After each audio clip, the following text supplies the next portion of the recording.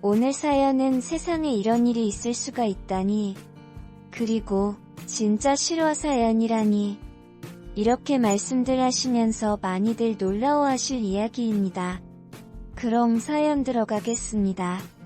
저희 집은 제가 중학교 때 미국의 커네티컷이라는 작은 마을로 이민을 왔습니다. 그땐 많이 낯설고 어색했지만 친구들도 사귀면서 서서히 그곳 생활에 익숙해져 갔습니다. 그리고 그 후로 대학교, 대학원, 직장까지 어쩌다 보니 맨하탄에서 있게 되었습니다. 미국에서 살아본 사람은 어느 정도 알겠지만 맨하탄이 미국의 다른 지역이랑 한 가지 크게 다른 게 있다면 한국 남자와 여자의 비율입니다. 어떤 사람은 농담 반 진담 반으로 여자 8이면 남자이라는 얘기도 있을 정도로 여자가 많아요. 왜냐면 여기에 미대, 디자인 스쿨, 음대 등등 여자들이 많이 다니는 학교들이 많고 문화적인 측면에서도 남자보단 여자들이 좋아하는 맛집, 디저트집 등등이 많거든요. 물론 국내에서 이곳으로 유학 온 유학생들도 여기 맨하탄을 많이들 좋아하고요. 저는 31, 남편 나이 27이었는데 저는 그때 이미 이곳 맨하탄에서 직장을 다니고 있었고 유학생으로 온 진수씨를 만나 우리는 뜨거운 연애를 했습니다. 그리고 저희는 연애 8개월 만에 맨하탄에서 조용한 결혼식을 하였습니다. 남편에게는 아버님만 계시고 어머님은 남편 대학교 1학년 때 암으로 돌아가셨다고 합니다. 그래서 사아버님을 결혼식에 초대를 했는데 시아버님께선 그냥 이곳 맨하탄 가족들과 치르고 한국에서 보자고만 하셨습니다. 그래서 아버님이 그렇게 말씀을 하시니 알았다고 하고 그곳 지인들 모시고 조촐히 치렀고요. 저는 결혼 후 여전히 직장을 다니며 남편의 덧바라지도 열심히 하였습니다. 제게는 친정도 있고 보수도 좋았기에 맨하탄에서의 2년 결혼 생활은 부족한 게 없었습니다. 아쉬운 게 있다면 아직 지민씨가 학생 신분이라 아기 계획은 한 숫에 돌아가서 가질 계획이었습니다. 그리고 드디어는 남편을 따라 한국에 들어왔습니다. 남편은 이번에 들어가면 혼자 드신 시아버님과 함께 살 거라면서 괜찮겠냐고 물었고 저는 내 남편 아버지인데 그리고 혼자 쉬라는데 당연히 같이 살아야 하는 거 아니냐고 했습니다. 너무 오래전에 한국을 떠났던 차라 저는 차 안에서 설레이는 마음으로 이곳저곳을 둘러보니 정말 많이 달라졌더라고요. 그리고 저희는 시아버님과 함께 살 집에 도착을 하였습니다. 저를 처음 본 시아버지는 많이 반가워해 주셨습니다. 저도 시아버지를 꼭 안아드렸고요. 시부 그래 먼 길 오느라들 고생했다. 남편 하영아, 인사드려 아버지이셔. 나, 아버님, 이렇게 뵈서 너무 좋아요. 앞으로 잘 부탁드려요. 시부아, 네. 얘긴 천천히 하고 일단 들어가시죠. 남편 아버지 며느리한테 웬 급존칭을 써요. 그냥 말 놓으세요. 이상해요. 저희 셋의 만남은 이렇게 행복했습니다. 하지만 남편은 출장이 잦았습니다. 그날도 남편은 출장이 잡혔다면서 출장을 떠나게 되었지요. 나, 자기야 이번 출장은 얼마나 걸려? 남편은 이번엔 좀 길어 한 2달 걸릴 것 같아. 나 좀 길긴 하다. 알았어 어쩔 수 없지. 나 잘 지내고 있을게. 도착하면 꼭 전화해. 남편 알았어. 당연하지. 그럼 가기 전에 우리 마누라 한번 안아보고 갈까? 남편은 저를 꼭 안아주었고 저는 남편 볼에 뽀뽀를 해주었습니다. 그리고 전 남편이 출장을 떠나고 시아버지를 정성껏 모셨습니다. 아참에는 나름 요리 솜씨를 발휘를 해서 맛있는 샌드위치도 만들고 햄도 굽고 야채 샐러드는 물론 생과일 주스도 만들어 드렸습니다. 그런데 빨래를 하고 보면 언제부턴가 시아버지의 속옷 빨래가 보이질 않았습니다. 그러던 중 화장실에서 아버님 속옷을 손수 빨고 계시는 시아버지를 보았습니다. 아버님, 제가 빨게요. 시부됐다. 아무리 그래도 남자 속옷인데. 남자는 무슨, 아버님 건데요. 제가 할게요. 시부 나이 먹으면 남자도 아니냐. 어딜 쭉 늘으니 취급하고 그래. 하시면서 역정을 내셨습니다.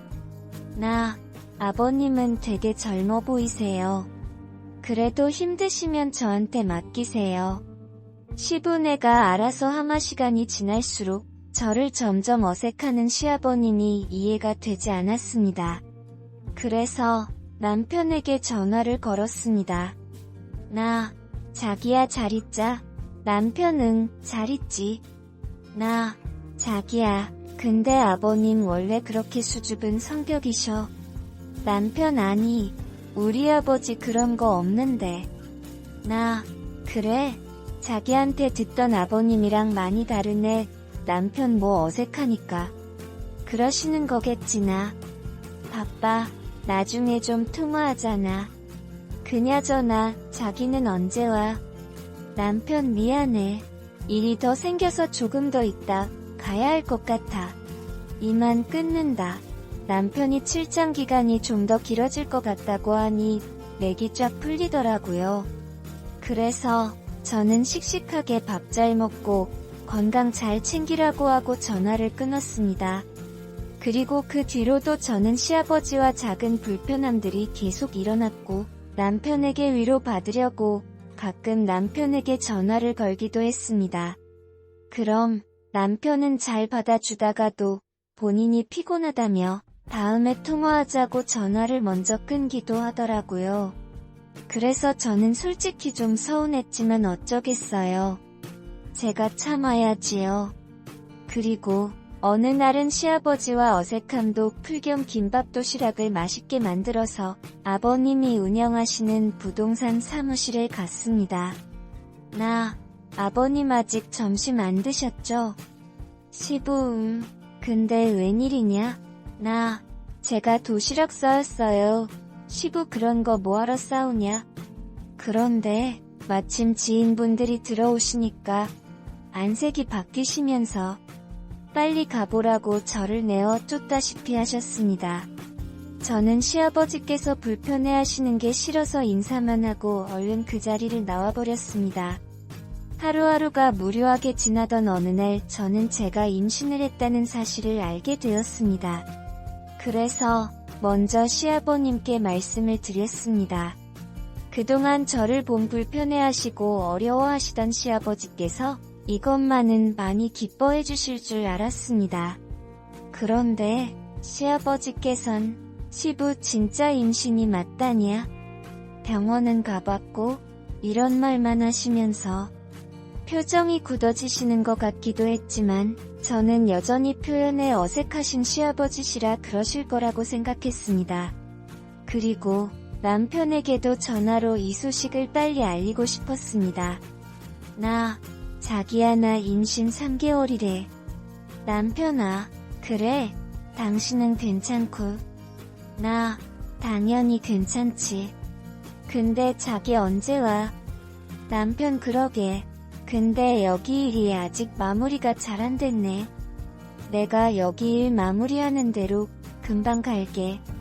하지만 남편은 언제 온다는 소식은 없고 늘 바쁘다고만 했습니다. 그러면서 승진이 달려있다면서 한 일에 서이면은 이따 갈 거라면서 연락이 왔습니다. 그래서 저는 결국 남편 없이 출산을 하게 되었습니다. 그런데 시아버지가 출산한 병실에 찾아와서는 축하를 해주기는커녕 남편의 도장이 찍힌 이혼 서류를 들고 와서 헤어지라고 통보를 하더군요. 저는 너무 어이가 없어서 아버님 이게 뭐예요? 아버님, 저한테 왜 이러시는 거예요? 했더니 남편에게 다른 여자가 생겼고 이미 한국에 있는 지인들 모시고 결혼식까지 다 치렀으니 네가 이혼만 해주면 된다고 하는 겁니다. 시부네, 처음부터 너랑 결혼한다고 했을 때부터 네가 마음에 안 들었다. 너, 내가 어떻게 키운 아들인데 우리 진수 해외 유학까지 보내놨더니 어디 나이도 한참 많은 니가 그렇다고 내세울 것도 하나 없는 니가 내 아들을 넘봐.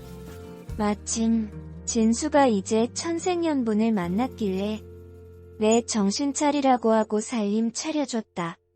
이게 있을 수 있는 일인가요? 저는 칠산의 기쁨도 잠시 방금 태어난 내 아가를 아빠 없는 아이로 만들고 자기 하나만 보고 임원 곳까지 함께 온 저한테 왜 이렇게 하는지 남편에게 전화를 걸었습니다. 남편 나 해외 출장 와 있으면서 나도 많이 힘들고 외로웠는데 넌 나한테 시도 때도 없이 전화해서는 아버님 모시기 힘들다는 두정만 해대고 이제와 핑계 같지만 기댈 곳이 필요했어. 미안해. 너한테 할 말이 없다. 남편은 이미 몇 달 전에 한국에 들어와서 결혼식까지 치르고 신혼생활 중이었습니다. 저는 무슨 청천벽력 같은 일이 나한테 벌어졌는지 그냥 대성통곡을 하고 말았습니다. 이미 내겐 일말의 미련도 없다는 진수씨. 저도 더 이상의 미련도 남아있지 않기에 이혼 소송 중입니다. 물론 시아버지에게도 책임을 묻는 소송도 진행 중입니다. 하지만 너무 힘이 듭니다. 물론 이혼 소송은 제가 승소를 하겠지요. 행복하게 잘 살고 있다고 생각했는데 외진 길에 혼자 서 있는 이 기분, 눈물만 납니다. 오늘 사연은 너무 화가 나고 기가 막혀서 말이 안 나오네요. 이 사연은 실화인데 아무리 세상이 요지경 속이라고는 하지만 그 아버지의 그 아들인 그 집안을 빨리 빠져나온 것을 복으로 생각하시고 아기를 생각하셔서 힘차게 일어나시길 바랍니다. 오늘 사연도 함께 읽어주셔서 감사합니다.